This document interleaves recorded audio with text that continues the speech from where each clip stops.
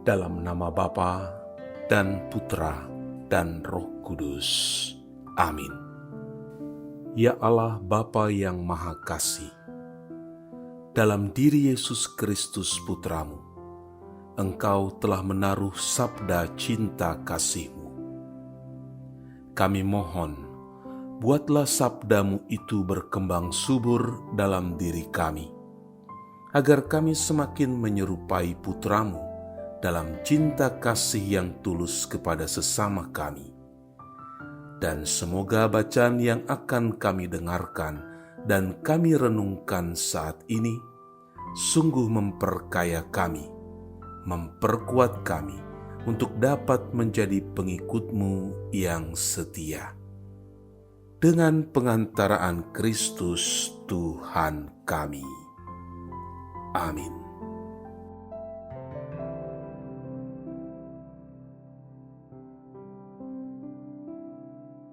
Tuhan bersamamu dan bersama rohmu. Inilah Injil suci menurut Lukas. Dimuliakanlah Tuhan. Para pemungut cukai dan orang-orang berdosa biasanya datang kepada Yesus untuk mendengarkan Dia. Maka bersungut-sungutlah orang-orang Farisi dan ahli-ahli Taurat, katanya. Ia menerima orang-orang berdosa dan makan bersama-sama dengan mereka. Lalu ia mengatakan perumpamaan ini kepada mereka.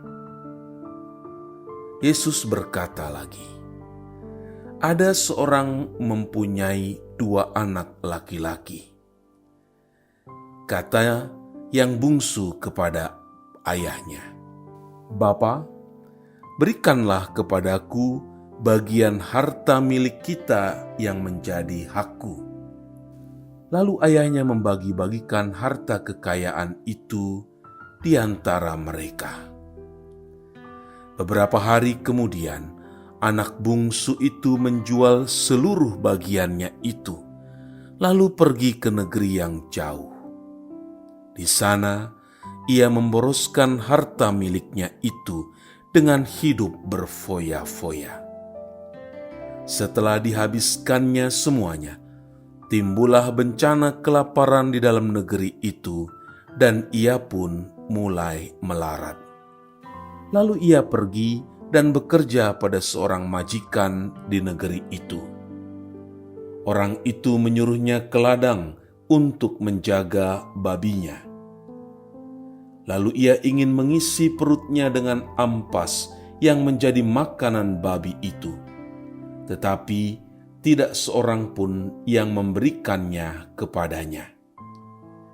Lalu ia menyadari keadaannya, katanya, "Betapa banyaknya orang upahan Bapakku yang berlimpah-limpah makanannya, tetapi aku di sini mati kelaparan. Aku akan bangkit dan pergi kepadaku dan berkata kepadanya, Bapa, aku telah berdosa terhadap surga dan terhadap Bapa.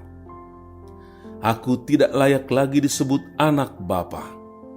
Jadikanlah aku sebagai salah seorang upahan Bapa." Maka bangkitlah ia dan pergi kepada bapanya.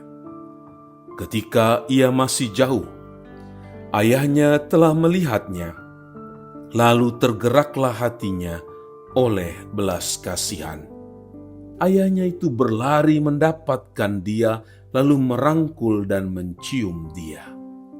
Kata anak itu kepadanya, "Bapa, aku telah berdosa terhadap surga dan terhadap Bapa. Aku tidak layak lagi disebut anak Bapa."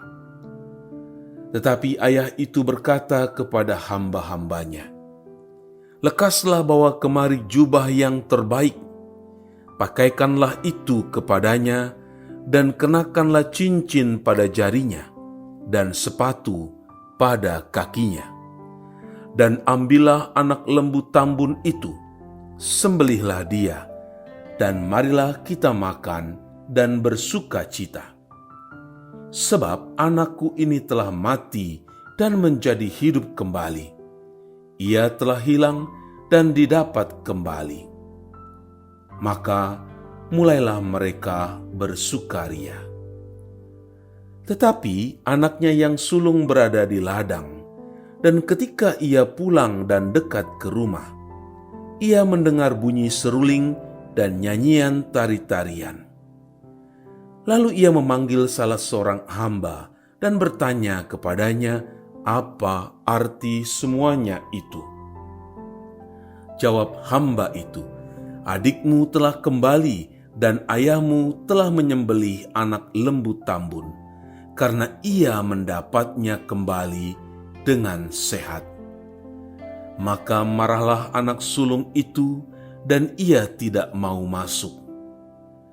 Lalu ayahnya keluar dan berbicara dengan dia. Tetapi ia menjawab ayahnya, katanya, "Telah bertahun-tahun aku melayani Bapa, dan belum pernah aku melanggar perintah Bapa. Tetapi kepadaku belum pernah Bapa memberikan seekor anak kambing untuk bersukacita dengan sahabat-sahabatku. Tetapi baru saja datang anak Bapa yang telah memboroskan harta kekayaan Bapa bersama-sama dengan pelacur-pelacur. Maka Bapa menyembelih anak lembu tambun itu untuk dia." Kata ayahnya kepadanya, "Anakku, engkau selalu bersama-sama dengan aku, dan segala kepunyaanku adalah kepunyaanmu. Kita patut bersukacita dan bergembira, karena adikmu telah mati dan menjadi hidup kembali. Ia telah hilang dan didapat kembali." Demikianlah sabda Tuhan. Terpujilah Kristus. Saudara-saudari yang terkasih dalam Kristus, Injil Lukas mengisahkan tentang perumpamaan anak yang hilang, yang sering disebut sebagai perumpamaan anak yang hilang atau anak yang kembali. Dalam perumpamaan ini, Yesus menggambarkan kasih Allah yang luar biasa terhadap orang yang bertobat, yang melebihi segala hal lainnya. Pada bagian awal perikop tadi, Yesus berbicara kepada para pemungut cukai dan orang-orang berdosa yang datang kepadanya, serta kepada orang Farisi dan ahli Taurat yang mengkritiknya karena bergaul dengan orang berdosa. Yesus mengajarkan bahwa kasih Allah tidak terbatas pada mereka yang dianggap benar atau suci menurut pandangan manusia, tetapi kepada siapapun yang mau bertobat dan kembali kepadanya. Perumpamaan ini dimulai dengan cerita tentang seorang ayah yang memiliki 2 anak. Sang anak bungsu meminta bagian warisan yang seharusnya baru diberikan setelah ayahnya meninggal. Hal ini menunjukkan bahwa anak tersebut merasa lebih tertarik pada harta benda daripada hubungan dengan ayahnya. Dengan warisan itu, ia pergi ke negeri yang jauh dan hidup dalam pemborosan. Namun, ketika dia kehabisan uang, dia merasakan penderitaan yang mendalam dan akhirnya menyadari kesalahannya. Dalam kesadarannya, ia memutuskan untuk kembali kepada ayahnya dan mengakui dosanya. Ayahnya yang mewakili Allah dalam perumpamaan ini tidak hanya menerima anak itu kembali, tetapi juga menyambutnya dengan sukacita besar, bahkan mengadakan pesta untuk merayakan kepulangannya. Ayahnya berkata, anakku yang hilang telah ditemukan. Ini menunjukkan kasih Allah yang tidak mengenal batas. Meskipun anak itu telah salah dan pergi jauh, kasih ayah tetap ada, menunggu dengan sabar dan penuh pengharapan untuk menyambutnya kembali. Namun, ada pula perasaan iri dari anak sulung yang merasa tidak dihargai. Padahal, dia selalu setia dan bekerja keras. Ayahnya menjawab dengan lembut, "Semua yang aku miliki adalah milikmu. Namun kita harus bersukacita karena adikmu yang hilang telah kembali." Di sini, kita diajarkan bahwa kasih Allah tidak membedakan siapa yang lebih baik atau lebih buruk. Allah menginginkan agar kita bisa merasakan sukacita dalam melihat orang lain yang kembali kepadanya. Bukan sebaliknya, merasa iri atau tidak puas. Renungan dari perumpamaan ini mengingatkan kita tentang kasih Allah yang tidak terbatas dan pentingnya sikap pertobatan yang tulus. Ketika kita jatuh dalam dosa, Allah selalu membuka pintu pengampunan bagi kita yang ingin kembali kepadanya dengan hati yang tulus.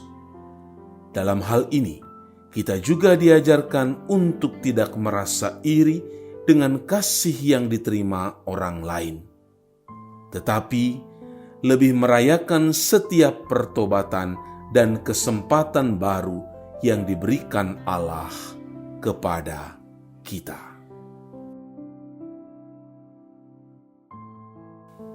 Ya Tuhan, kasihanilah kami orang berdosa ini. Mampukan kami untuk senantiasa bersyukur atas kasih dan kesetiaan-Mu dalam hidup kami.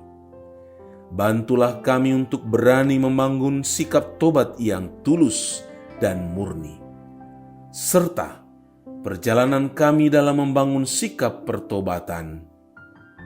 Semoga kami mampu berbagi kebaikan-kebaikan yang kami terima dari-Mu, sebab Engkaulah penyelamat kami sepanjang segala masa.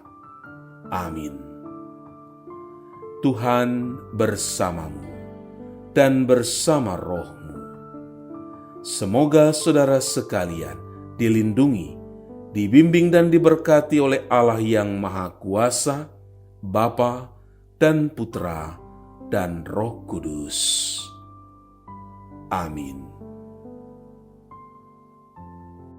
Allah Bapa kami, penuntun kehidupan, Engkau telah menuntun Abraham menuju tanah terjanji. Engkau juga menuntun bangsa Israel menuju tanah Yerusalem melalui tangan Musa. Kini kami umat-Mu keuskupan Padang sedang berjalan bersama dalam sinode kefikepan menuju keselamatan yang Engkau janjikan dalam diri Putra-Mu Yesus Kristus. Tuntunlah peziarahan hidup kami dengan kuasa Roh Kudus-Mu, agar kami tetap tabah, sabar dan setia menghadapi kesulitan dan tantangan hidup. Bimbinglah kami supaya mampu berjalan bersama, saling meneguhkan dalam iman, harapan, dan kasih.